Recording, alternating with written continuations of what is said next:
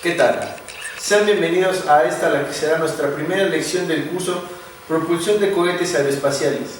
Mi nombre es Juan Pablo Galindo Uchín y yo soy el coordinador del programa de entrenamiento aeroespacial del Consejo Nacional para el Entendimiento Público de la Ciencia.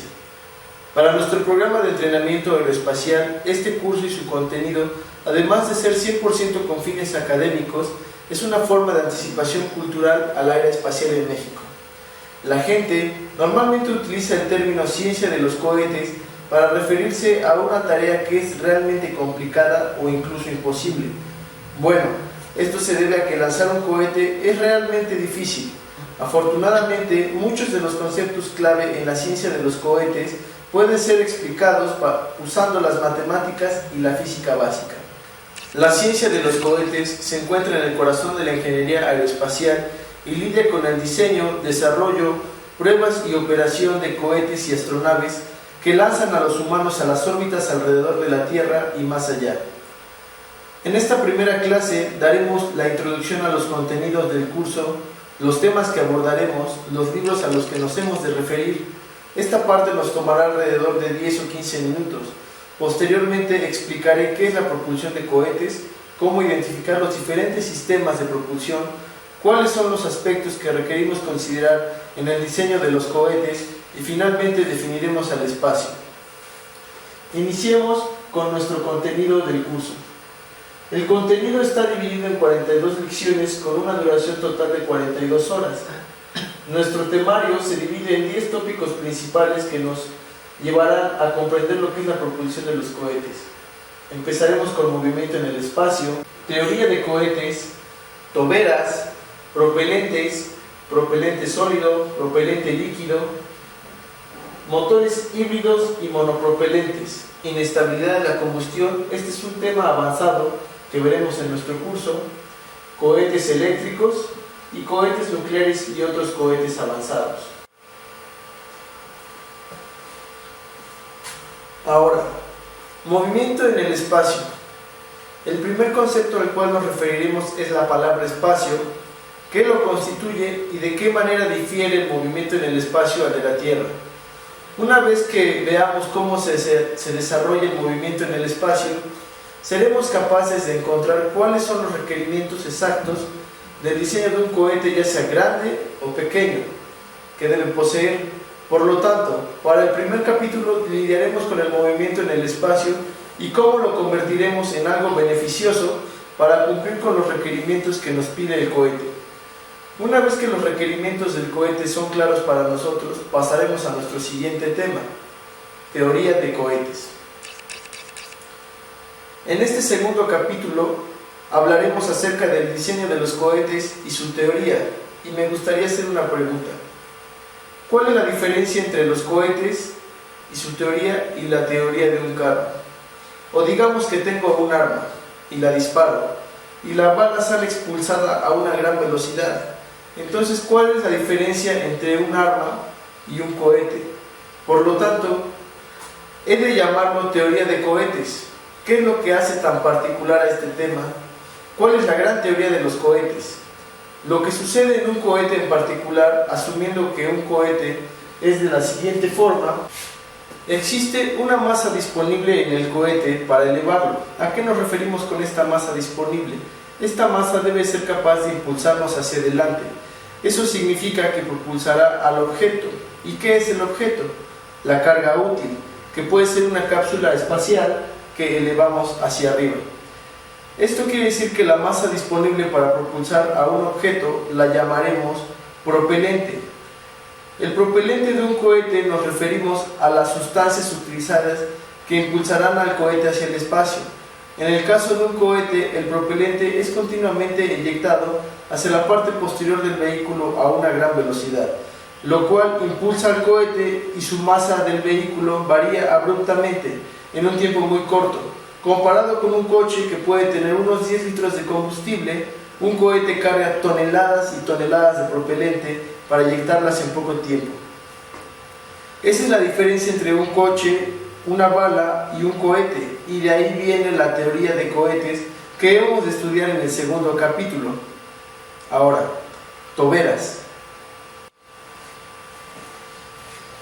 Empezaremos estudiando las partes básicas de la teoría de toberas. Enseguida conoceremos las toberas más avanzadas, como esta, una tobera convergente-divergente. Este es un capítulo excepcional. Dibujaré un cohete con su tobera, con su configuración interna. El flujo debe atravesar transversalmente el cohete hacia la tobera. Si no llegase a fluir en una sola dirección, creará una fuerza que provocará un cambio en la dirección del cohete.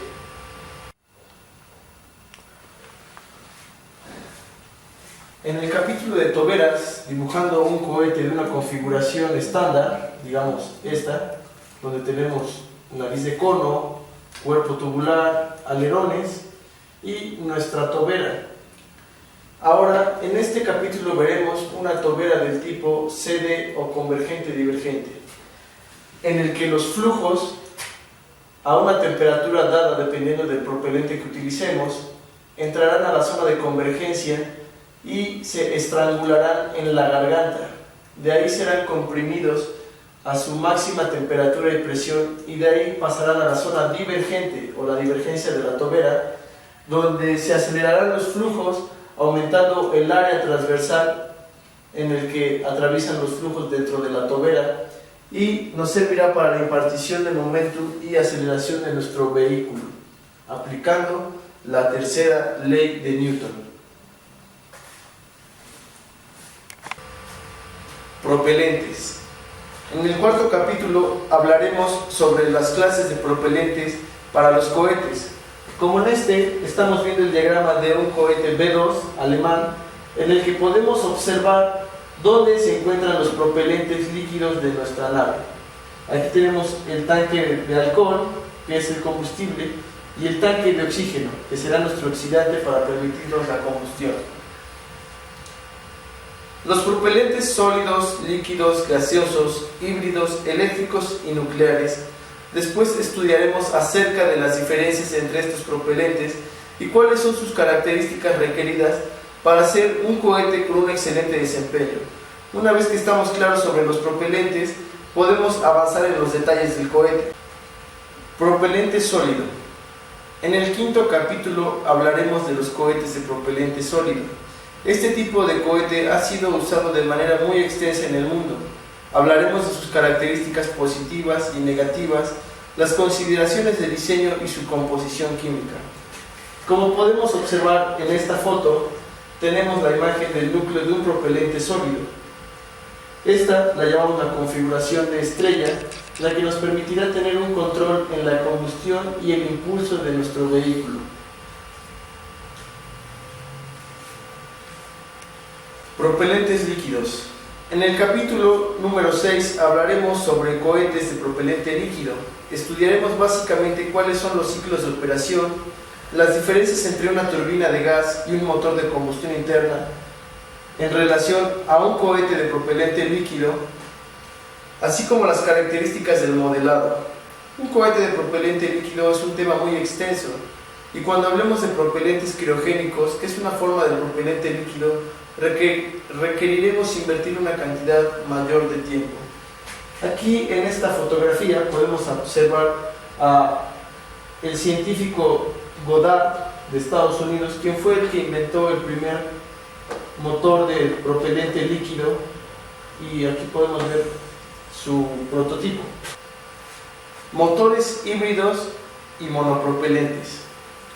El capítulo número 7, después de haber aprendido sobre los cohetes de propelente sólido y líquido, podemos estudiar los motores híbridos y los cohetes monopropelentes.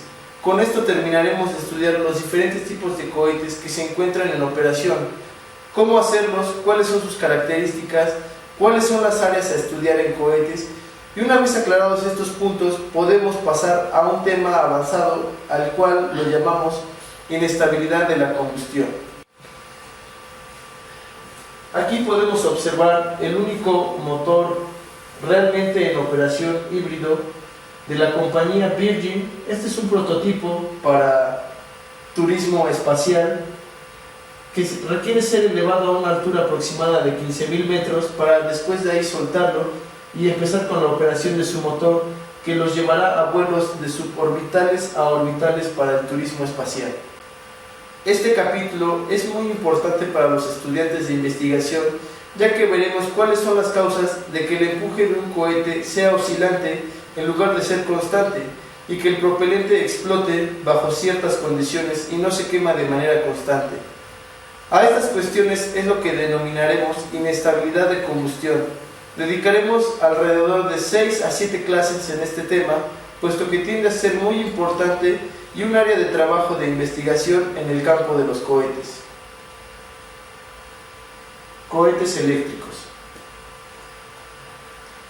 En el capítulo número 9 observaremos la evolución hacia los cohetes eléctricos. ¿A qué nos referimos por cohetes eléctricos? Hemos dicho que para cualquier cohete requerimos empujar un objeto hacia el espacio. Trataremos de generar o de cómo generar fuerzas eléctricas y las diferentes formas de generarlas, ya sea usando electricidad o electromagnetismo. Aquí podemos observar el proyecto SEP de la NASA en conjunto con otras naciones. ¿Qué significa la sigla SEP? Es Solar Electric Propulsion, el cual pretende usar la energía del sol, transformarla en energía eléctrica y a partir de aquí podemos observar el proyecto SEP de la NASA en conjunto con otras naciones como lo es Canadá, Inglaterra, Corea del Sur. Es un proyecto el cual pretende transformar la energía solar, que vemos acá, en energía eléctrica y a partir de ahí, en conjunto con sus propelentes que lleve, generar plasma y tener un medio de propulsión a base de plasma. Cohetes nucleares y otros cohetes avanzados. Este será el capítulo número 10. ¿Qué quiero decir con nuclear? ¿Podría usar energía nuclear para generar una fuerza? Tal vez podría, usando la curvatura del tiempo y el espacio, como la relatividad, para generar una fuerza. Y algunas de estas cosas que consideraremos como el último segmento de este curso. Habiendo dicho esto, me permitiré mencionar uno o dos libros con los que estaremos trabajando en este curso. Estos libros son bastante buenos. Empezaremos por Rocket Propulsion Elements del autor George P. Sutton y Oscar B. Blas de la editorial John Wiley & Sons. Seguiremos con el libro Rocket Propulsion del autor el profesor Ramamurthy de la editorial Macmillan. Mechanics and Thermodynamics of Propulsion del autor Hugh P. and G. Peterson de la editorial Reading, Massachusetts, Addison Wesley Publishing, 1992. Pienso que es momento de comenzar. Entonces, veamos de qué se trata la propulsión de cohetes. Empecemos por analizar la palabra propulsión.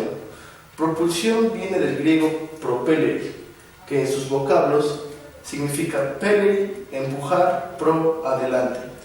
Por lo tanto, cuando hablamos sobre cualquier tema relacionado con la propulsión, lo que queremos decir es empujar hacia adelante.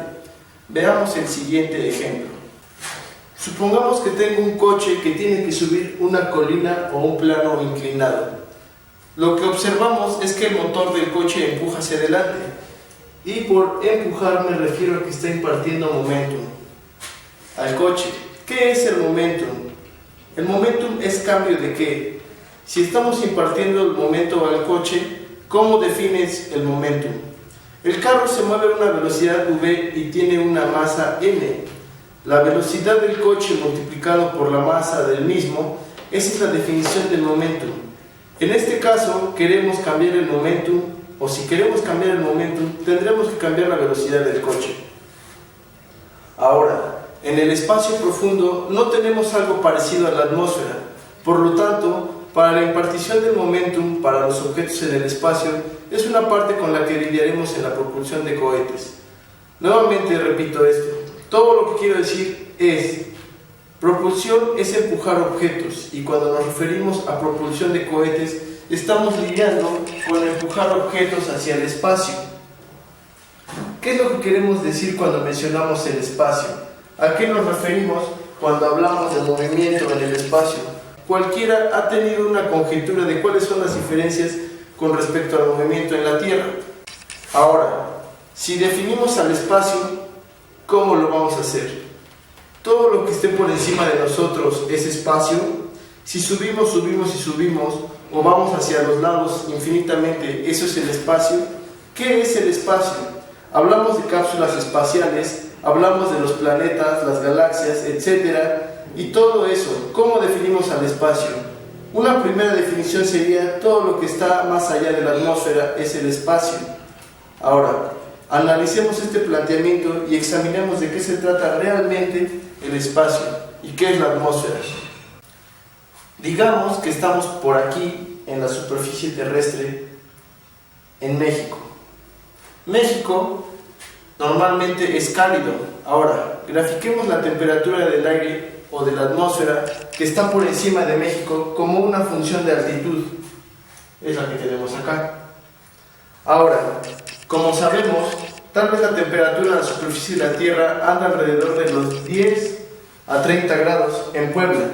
¿Qué sería más o menos situándonos en esta parte, gráficamente? Y conforme vamos subiendo, ¿qué quiere decir? Que vamos incrementando la altura y la temperatura disminuye, hasta que a una altura de entre unos 10 y 11 kilómetros está alrededor de menos 50 grados centígrados. Estos son unos números de referencia y a partir de ahí la temperatura empieza a elevarse otra vez. Esto significa que la temperatura cae a menos 50 grados a una altitud alrededor de los 10 kilómetros y después empieza a aumentar otra vez, como lo podemos observar en nuestra gráfica del lado izquierdo, donde graficamos temperatura respecto a la altura. Y podemos observar que a los 0 metros o 0 kilómetros al nivel del mar, nuestra temperatura está alrededor de 40 grados centígrados, y conforme nos vamos acercando a los 10 kilómetros, disminuye casi hasta a los menos 50 grados centígrados. ¿Por qué la temperatura disminuye? La Tierra recibe radiación del Sol y se calienta, y la superficie de la Tierra se calienta relativamente. Conforme te alejas de la superficie, la temperatura cae. Y en esta zona donde la temperatura cae es llamada la troposfera. La razón por la cual la temperatura cae es que la Tierra está relativamente caliente.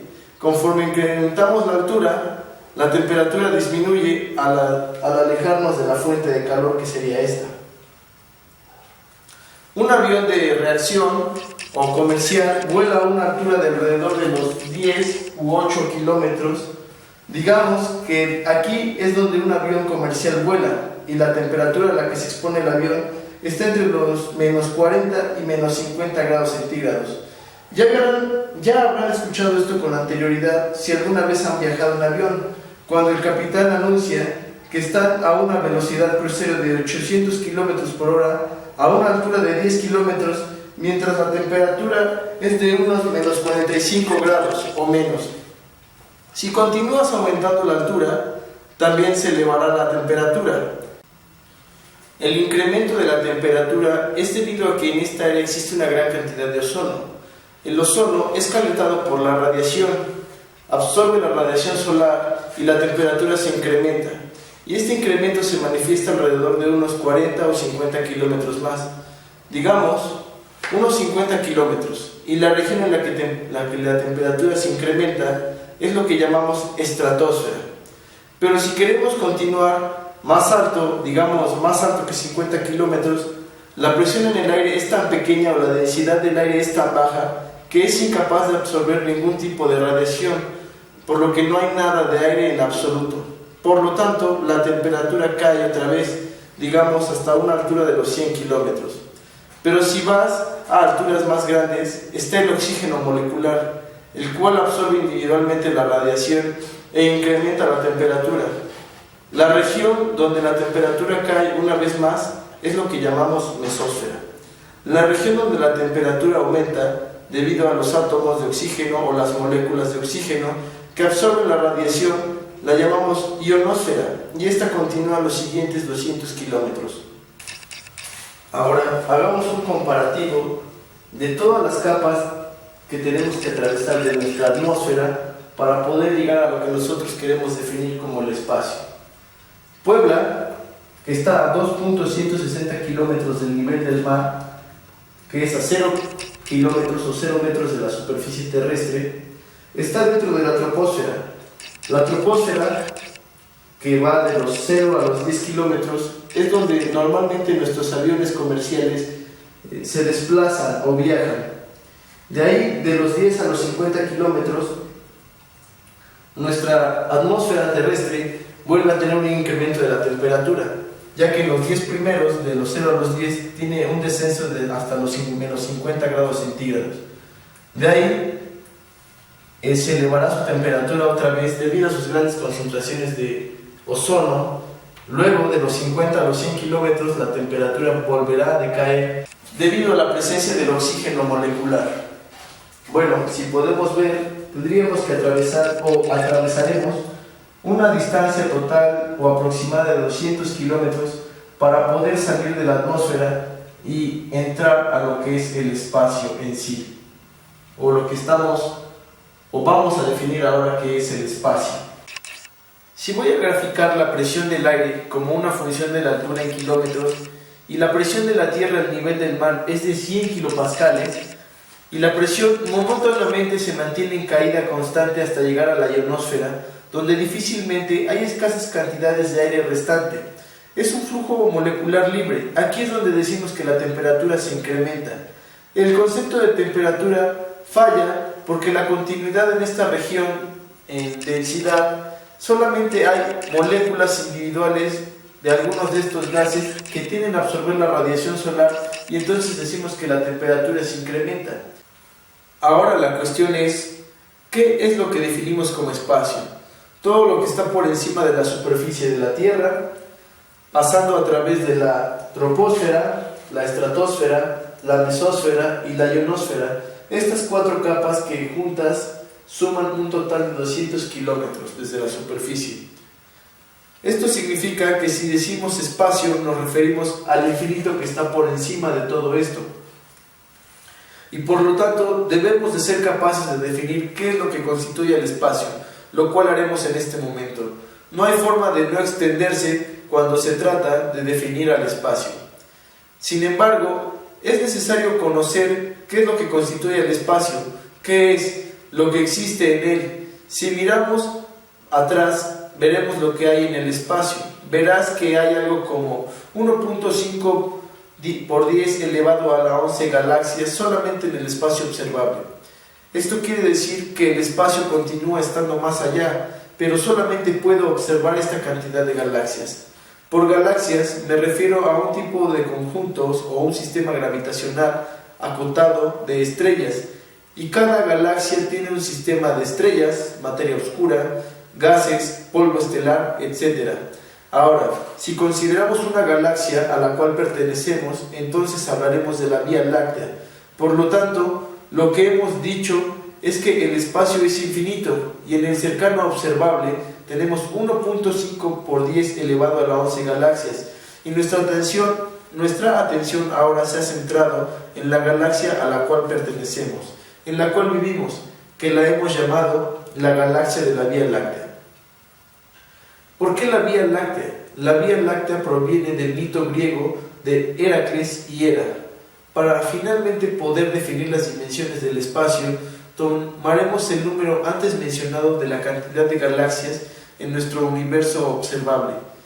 Si tomamos los granos de arena de una playa y luego los juntamos con todos los granos de arena de todas las demás playas existentes en la Tierra y tan solo tomo un grano de esa arena, entonces esa es una buena comparativa de lo que es nuestro espacio observable con el resto del universo.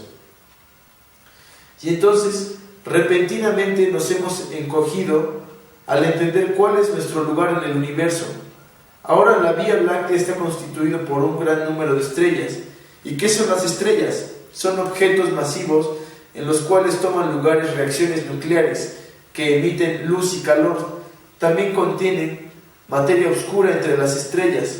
Puedes tener algo de gas y polvo estelar o nubes gigantes de polvo, hoyos negros, que son estrellas que colapsaron e implotaron.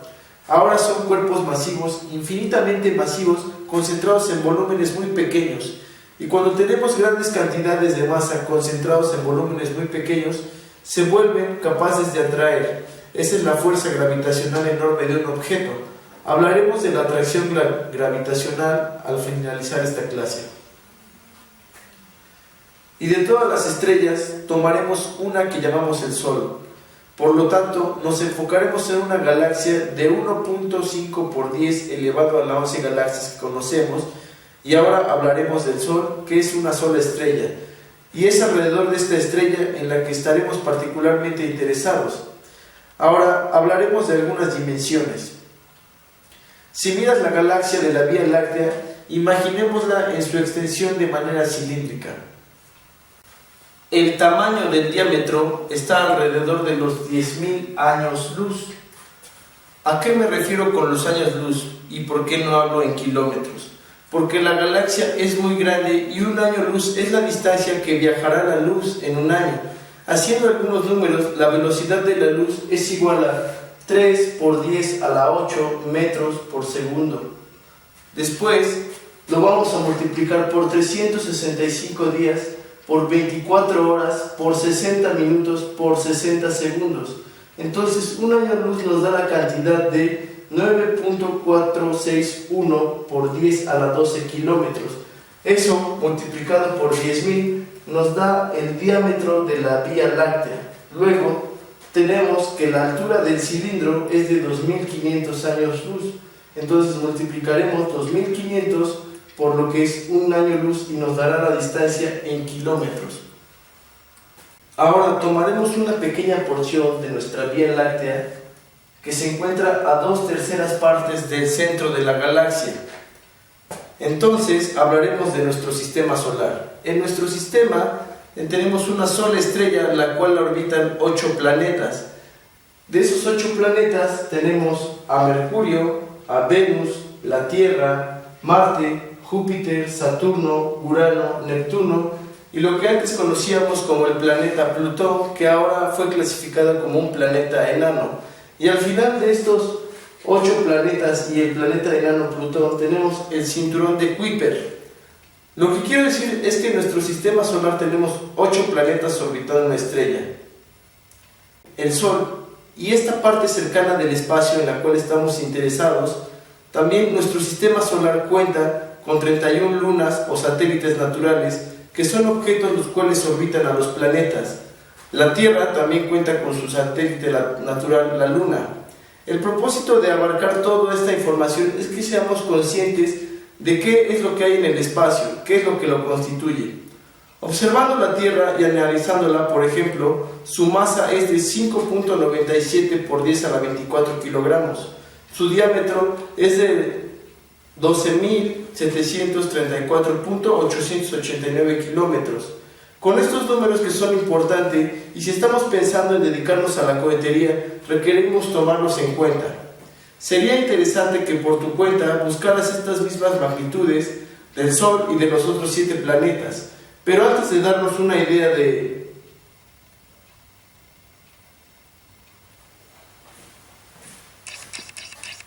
ahora, tenemos a todos estos planetas orbitando al Sol, y esta es la misma fuerza que hace que orbiten, lo que llevó a Newton a postular la ley de la gravedad universal. Otro tema importante que debemos tener en cuenta desde el momento en el que decidimos continuar en este camino. Y para entender la fuerza de la gravedad, debemos regresar a nuestro sistema planetario y observar todas las revoluciones que dan los planetas alrededor del Sol.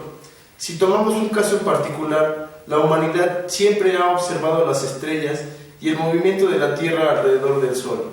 Más recientemente, y fue en la época de entre el 1500 y el 1600, cuando un personaje muy famoso de la astronomía creó 3 leyes importantes que gobiernan al movimiento de los planetas como la Tierra alrededor del Sol. Este gran personaje fue Johannes Kepler, cuyas 3 leyes decían lo siguiente. La primera ley de Kepler nos dice que un objeto orbita y viaja en una trayectoria elíptica alrededor de un cuerpo masivo, el cual está localizado en uno de los focos de la elipse. La segunda ley del movimiento nos hablará de las áreas iguales en una línea recta que une al Sol y al planeta, al dibujar o describe áreas iguales en intervalos iguales de tiempo. Entonces, habrá algunas partes de la trayectoria elíptica del planeta en la que podrá avanzar con mayor velocidad que en otras, principalmente en las pistas cercanas al foco de la elipse en donde se encuentra el Sol. La tercera ley de Kepler es una fórmula para obtener las constantes de Kepler. La fórmula, que es igual a K, igual al radio de la órbita, que ya sea en metros o en kilómetros, dividido entre el periodo de la órbita en segundos. Ahora veremos de manera gráfica qué significan estas leyes. Entonces, la primera ley de Kepler gráficamente enuncia lo siguiente. Un objeto que orbita viaja en una trayectoria elíptica alrededor de un cuerpo masivo. Tenemos nuestro cuerpo masivo, en nuestro caso es el Sol, y tenemos nuestra trayectoria elíptica que sigue el planeta, en este caso la Tierra, el cual está localizado en uno de los focos de la elipse. El cuerpo masivo, como veremos, está localizado en uno de los focos de la elipse, que es el Sol. Y del lado izquierdo veremos al perihelio, que es la distancia mínima al Sol del planeta, y al afelio, la distancia máxima del planeta al Sol. Así es como gráficamente podemos interpretar lo que viene siendo la primera ley de Kepler, que dice que cualquier objeto que orbite a un cuerpo masivo tendrá una trayectoria elíptica.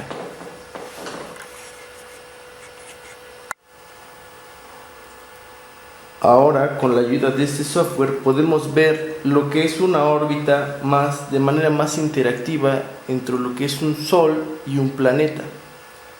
Veamos esta simulación. Como podemos observar, tenemos una órbita circular, lo que quiere decir que los focos de la elipse ambos están en el centro.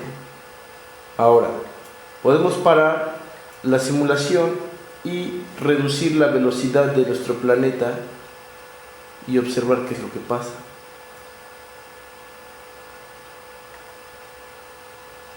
Observamos una órbita más elíptica, y eso es a lo que queríamos llegar, describiendo lo que es la primera ley de Kepler, las órbitas elípticas. La segunda ley del movimiento de Kepler nos hablará sobre las áreas iguales, una línea recta que une al Sol y al planeta, que describe áreas iguales en intervalos iguales de tiempo.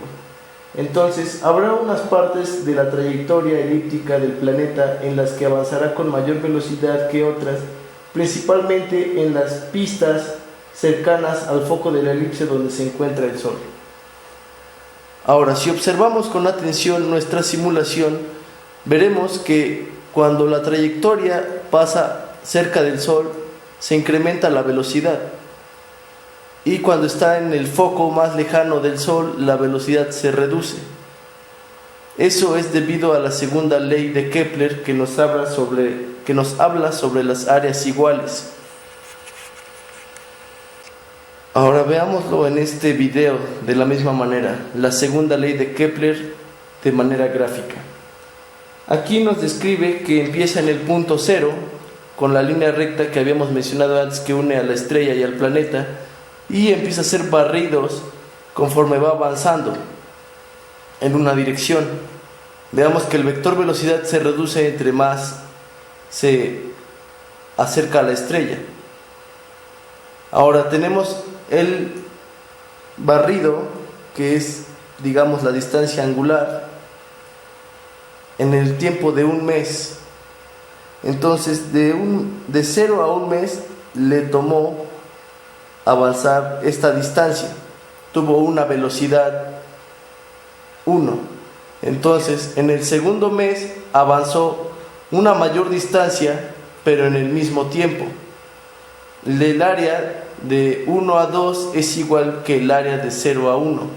Por eso nos habla la segunda ley de Kepler de las áreas iguales. Luego, en el tercer mes, avanzará una distancia mayor para igualar al área. Observamos que esta distancia es mayor que de 0 a 1 y que de 1 a 2. Luego, para el cuarto mes, sucederá lo mismo, una distancia todavía mayor para compensar el área. Y así tenemos una trayectoria de 7 meses. Obviamente no estamos hablando del planeta Tierra en este ejemplo. Ahora vayamos a la tercera ley de Kepler. La tercera ley de Kepler es una ecuación. La ecuación dice que la constante de Kepler es igual a R cúbica sobre T cuadrada, donde K es la constante de Kepler, que se da en metros cúbicos sobre segundos cuadrados. R es el radio medio de la órbita. ¿A qué nos referimos con esto? Ya que la órbita es una elipse, pues el radio va a variar, entonces tomamos lo que es el radio medio de la elipse, que es del foco a la circunferencia. Luego el periodo de la órbita, que es el tiempo que le va a tomar al planeta orbitar a la estrella, dado en segundos. Esta fórmula sirve para cualquier sistema solar, cualquier sistema planetario que queramos calcular. Newton, al mismo tiempo que se interesaba por la caída de los cuerpos, buscaba también algo más sobre la gravedad, porque si las manzanas caen a la Tierra, ¿por qué no cae la Luna? Se podría aplicar la ley para ambos casos. Newton argumentaba, imaginando, por ejemplo, si alguien disparaba un cañón desde un punto alto sobre la superficie de la Tierra. Él ya sabía por el descubrimiento de Galileo que un cuerpo cae desde 16 pies, casi 5 metros de altura, a la superficie de la Tierra en un segundo. El recorrido de una bala de cañón depende de su velocidad. Si el proyectil deja el cañón a 30 pies por segundo, recorrerá 30 pies antes de llegar al suelo, un segundo después, como lo podemos ver aquí en esta imagen gráfica. Podemos observar que entre más rápido el proyectil abandona el cañón, recorrerá una distancia más larga antes de llegar al suelo. En el ejemplo ponemos que 30 pies por segundo. Un segundo después, el cañón o el proyectil habrá avanzado 30 pies. Pero Newton se dio cuenta que si el proyectil se disparara lo suficientemente rápido, tardaría más de un segundo en llegar al suelo. La superficie de la Tierra se iría curvando por debajo de la bala del cañón antes de que alcance el suelo. Él imaginó un movimiento tan rápido que la bala se mantiene cayendo, mientras que la superficie se va curvando por debajo de él. Dicho de otro modo, el proyectil se mantendría en órbita, como lo podemos ver en este cuarto disparo. La bala abandona el cañón, o el proyectil abandona el cañón, y continúa su camino alrededor de la Tierra, curvándose por debajo de él, haciendo que el proyectil se mantenga en una órbita constante. La Luna cae hacia la Tierra con una aceleración g, la tenemos acá, multiplicada por la masa de la Tierra y dividida por el cuadrado de la distancia entre sus centros. Acá está. ¿A qué me refiero con el cuadrado entre sus centros? Me refiero a la distancia de la Luna a la Tierra, o de la Tierra a la Luna. La fórmula es la misma que en el caso de la manzana, o de cualquier otro cuerpo en la Tierra, con la diferencia de que la distancia no sería el radio de la Tierra. En este caso, se trata de la distancia de la Tierra hacia la Luna, que es mucho mayor. Y aquí tenemos nuestra segunda fórmula, G. Ahora, tomamos la ecuación número 1 y número 2 y la ponemos en la ecuación número 3, haciendo un desarrollo algebraico para llegar a este cociente, que es el que requerimos. El ritmo al que cae la Luna es mucho menor que el de la caída de la manzana. Es igual al radio de la Tierra dividido por la distancia a la Luna al cuadrado, como lo podemos observar acá. Ese cociente se conoce desde la antigüedad. Los matemáticos griegos calcularon la distancia a la Luna como unas 60 veces el radio de la Tierra. O sea, que la Luna tendría que caer más lentamente que la manzana, unas 60 veces al cuadrado más lento, o sea, 3600 veces más despacio. Newton concluyó que si la manzana caía a 16 pies o 4.86 metros por segundo, la Luna caía 16 pies dividido por 3600, y esa distancia es una 20ª parte de la pulgada, o 0.126 milímetros. Esa era la predicción hecha por la teoría de la gravedad de Newton. Bueno, pues llegó el momento de entrar a la parte más interesante cuando hablamos acerca de Newton, y es el realmente entender cómo dedujo la teoría de la gravedad, cómo la pudo comprobar. Y bueno, fue mediante el siguiente proceso. El siguiente paso para Newton decisivo fue comparar la teoría con la realidad, o dicho con otras palabras, la pregunta de cara a Newton era: ¿qué distancia recorría de hecho la Luna en cada segundo de su caída? ¿Cómo pudo deducir la respuesta a partir de lo que sabía sobre la órbita de la Luna? Entonces, aquí tenemos un diagrama en el que tenemos la distancia de la Tierra a la Luna en su órbita, que es casi circular, porque él sabía que la órbita de la Luna era casi circular y que tardaba aproximadamente en dar una vuelta completa un mes. Entonces, tenemos la distancia de la Tierra a la Luna, que son aproximadamente 238.855 millas. Aquí está la Tierra y aquí está la Luna. Entonces queremos saber cuánto avanza en un segundo la caída de la Luna, que lo tenemos acá. Ahorita haré un acercamiento para que podamos apreciar a qué me estoy refiriendo.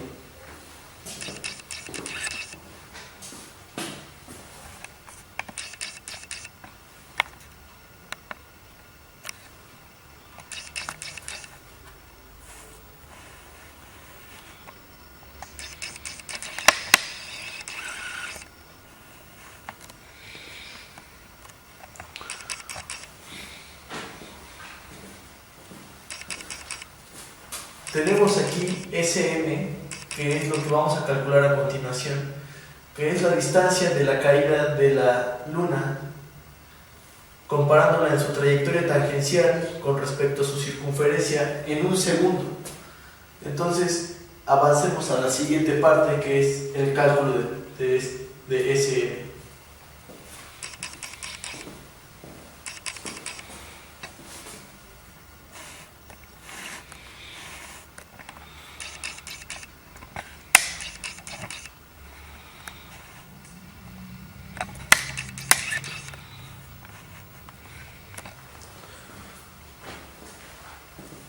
Entonces,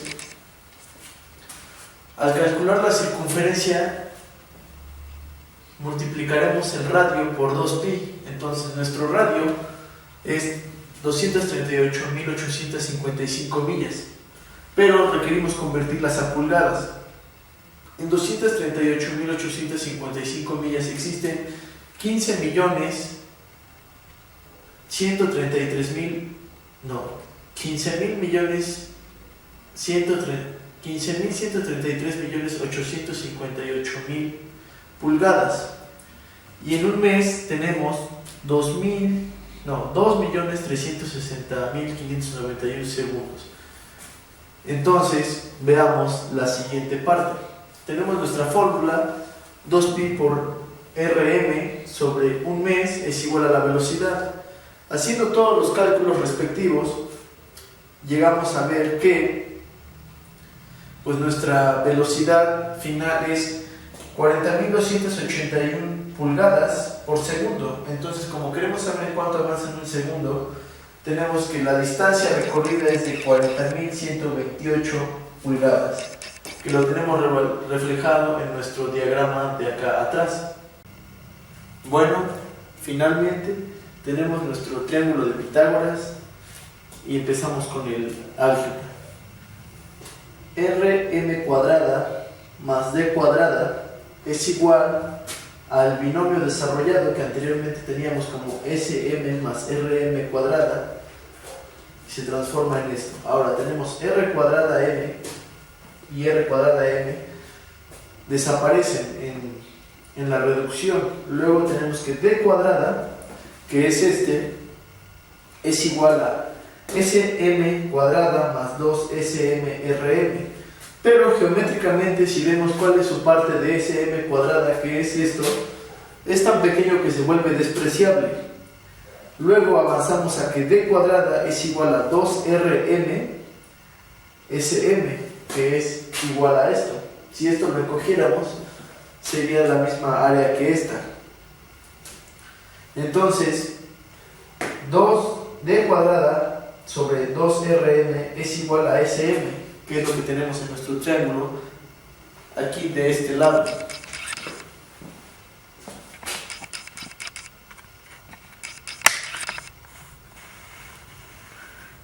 Sm es la distancia que queremos calcular.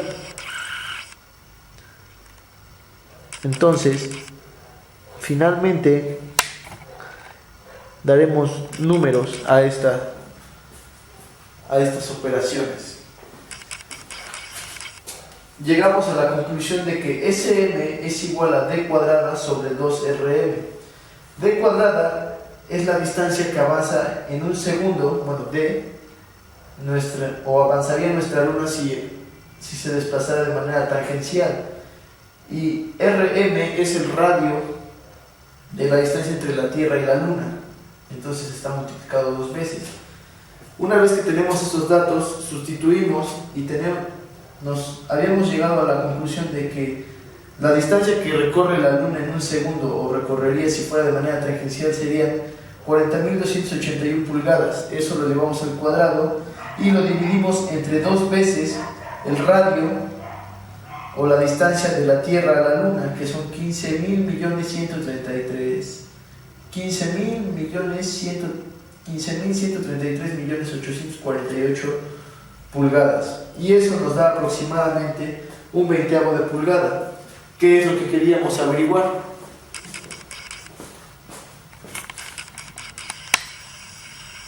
Y es lo que vemos ahí en el pizarrón. Sm es igual a un veinteavo de pulgada.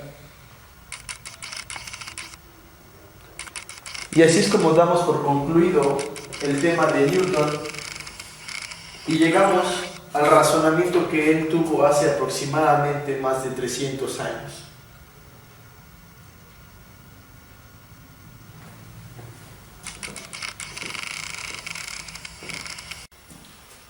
Las 3 leyes de Kepler describen el firmamento con una precisión sin precedentes. ¿Por qué estamos hablando del movimiento orbital? Es parte del movimiento espacial, y si estamos hablando del espacio, requerimos entender la gravitación. Entonces, es el porqué de que hayamos mencionado las 3 leyes de Kepler. Después viene Newton. Antes de Isaac Newton, algunos colosos habían logrado explicar el cómo del cielo y de la tierra. Ahora le tocaba a Newton levantarse y explicar los por qué. La historia cuenta que Newton mantenía una creciente correspondencia sobre astronomía con Robert Hooke, y en una de sus cartas, Hooke le escribió: ¿has pensado demostrar que, según mi hipótesis, los planetas se mueven en una tangente, pero existe una fuerza que los atrae hacia el centro? Newton captó en ese momento la brillante idea de Hooke, y fue entonces cuando la imagen de la caída de la manzana tomó su sentido. Por supuesto, el gran éxito de Newton no fue demostrar que la gravedad hace caer las manzanas. Consistió en demostrar precisa y matemáticamente que la misma ley que explica por qué cae una manzana, explica también por qué la luna no se cae del cielo. Los detalles de esa ley son difíciles e importantes, y llegaremos a ellos, pero hoy no. Hoy quiero explicar primero cómo Newton fue razonando el problema y cómo demostró que tenía razón. La luna bajaba un veinteavo de pulgada, o 0.126 milímetros, y se podría decir que es el primer veinteavo de pulgada de nuestro recorrido hacia la luna. Newton suponía que cada par de partículas del universo se atraen mutuamente. La fuerza de atracción es directamente proporcional a cada masa, masa 1 y masa 2, e inversamente proporcional al cuadrado de la distancia entre las dos, que es R2. Esta ley se puede representar con una ecuación vectorial con una constante de proporción llamada G, que la tenemos acá, y G es igual para cada par de cuerpos en el universo. Y aquí vemos la parte vectorial de nuestra ecuación de fuerza gravitacional. La fuerza que la gravedad de la Tierra ejerce sobre una manzana, por ejemplo, es F es igual a la constante de gravedad por la masa de la manzana por la masa de la Tierra dividida por la distancia entre sus centros de masa. Para fines prácticos, esa distancia es el radio de la Tierra. La fuerza también es masa por aceleración. Igualando, se simplifica a la masa de la manzana de la ecuación, dejando una aceleración que no depende de la manzana. Entonces, tomamos la ecuación número 3, la igualamos con la ecuación número 4 y tenemos lo que es la ecuación número 5. Masa de la manzana por la aceleración es igual a la constante de gravedad por la masa de la manzana por la masa de la Tierra dividida por el radio de la Tierra al cuadrado. Entonces, tomamos la masa de la manzana y la eliminamos de esta ecuación y obtenemos la ecuación número 6. La gravedad tiene el mismo efecto sobre cualquier objeto sobre la superficie de la Tierra. Entonces tenemos que la aceleración de nuestra manzana ya no depende de la masa de la manzana, simplemente va a depender de la masa de la Tierra y del radio de la Tierra. Medio siglo antes que Newton, Galileo descubrió que los cuerpos caen con la misma aceleración constante. Newton, con su ley de la gravedad, explicó ese extraño fenómeno. La aceleración de la caída de un cuerpo en la Tierra es g minúscula. Es igual a la constante de la gravitación universal, g mayúscula, multiplicada por la masa de la Tierra y dividida por el cuadrado del radio de la Tierra. Esa combinación nos da 9.8 metros sobre segundo al cuadrado, que es la aceleración gravitacional de la Tierra.